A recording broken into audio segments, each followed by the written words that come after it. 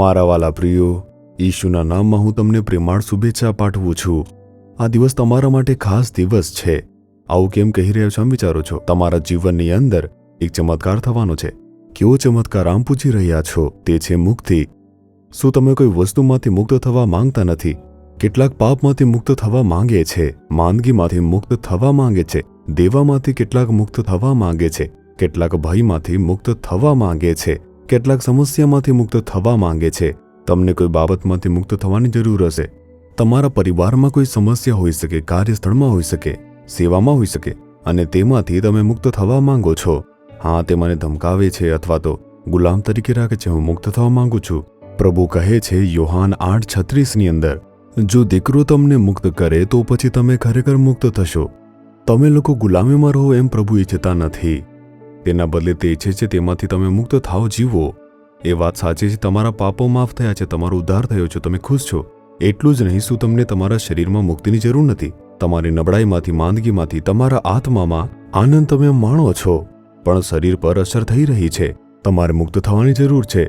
Look તેના 13મા અધ્યાયમાં પ્રભુમાં વિશ્વાસ કરનાર એક બહેન છે, સ્ત્રી, એ સભાસ્થાનમાં આવી, તે પ્રાર્થના કરવા આવી. તેણી પ્રભુમાં વિશ્વાસ કરતી હતી, પ્રેમ કરતી હતી, તેણી આત્મામાં મુક્તિ તો મેળવી હતી, પરંતુ શરીરમાં 18 વર્ષથી તે ઝૂકેલી રહેતી હતી. એક નબળા આત્માએ તેને દબાવી દીધી હતી. ઈશુએ તેનો ઉદ્ધાર કર્યો. આપણે આમ વાંચીએ છીએ. તમને તમારા શરીરમાં હાડકામાં સમસ્યા હોઈ શકે છે, આંખોમાં સમસ્યા હોઈ શકે છે, આંતરિક અવયવોમાં કોઈ સમસ્યા હોઈ શકે છે. તે ચિંતાજનક છે, પીડાદાયક છે. ઈસુ તમને તેમાંથી મુક્તિ આપવા માંગે છે. તમારે વિશ્વાસ કરવો પડશે. ભય છે, પરેશાન છો, દેવાના કારણે, સમસ્યાના કારણે પરિસ્થિતિ તમને ખૂબ જ ભયભીત કરી રહી છે. તમે ઓફિસમાં જવાથી ડરો છો, વ્યવસાય કરવાથી ડરો છો, દેવાદાર આવી જશે એનાથી તમે ડરો છો. તેઓ તમને ડરાવી રહ્યા છે. પ્રભુએ તમને આવું જીવન જીવવા માટે બોલાવ્યા નથી. તમારે મુક્તિનું આનંદદાયક જીવન જીવવાની જરૂર છે. આપણે કેવી રીતે સ્વીકારી શકીએ? ઈસુ ખ્રિસ્ત દ્વારા. તેથી જ તે વધસ્તંભ પર મર્યા. આપણે વધસ્તંભને જોઈએ છીએ ત્યારે તે વિજયનું પ્રતીક છે, મુક્તિનું પ્રતીક છે.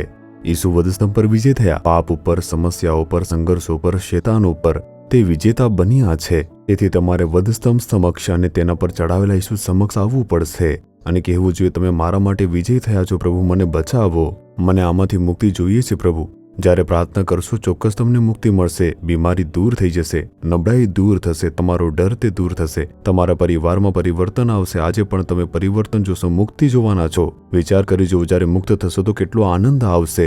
જે પણ કાર્ય તમને અસર કરે છે તે હવેથી તમને અસર કરશે નહીં. તમારે તે માટે પ્રાર્થના કરવી પડશે. હા, તે તો સાચું છે, મને આમાંથી મુક્ત થવું પડશે. શું આમ કહો છો? તમારા હૃદય પર હાથ રાખો, તમારી આંખો બંધ કરો. હે ઈસુ, તમે જે સાચા મુક્તિદાતા છો પ્રભુ, મને આ બાબતમાંથી તમે મુક્તિ અપાવી દો પ્રભુ. મને આ ભયમાંથી મુક્તિ આપો. આ દેવામાંથી, માંદગીમાંથી, નબળાઈમાંથી, સંઘર્ષમાંથી તમે મુક્તિ આપી દો પ્રભુ. ઈસુ ખ્રિસ્તના નામથી મને આ કાર્યમાં મુક્તિ આપી દો પ્રભુ. જે બાબત માટે તમે પ્રાર્થના કરી રહ્યા છો તેમાં તમને મુક્તિ મળે. ઈશુના નામથી તમે આજે પણ એક અદ્ભુત મુક્તિ જોવાના છો. ઈશુના નામમાં amen, amen. Jesus Redeems Gujarati YouTube ચેનલને સબસ્ક્રાઇબ કરો. દરેક નવા કાર્યક્રમની માહિતી મેળવવા માટે બેલ આઇકન પર ક્લિક કરો.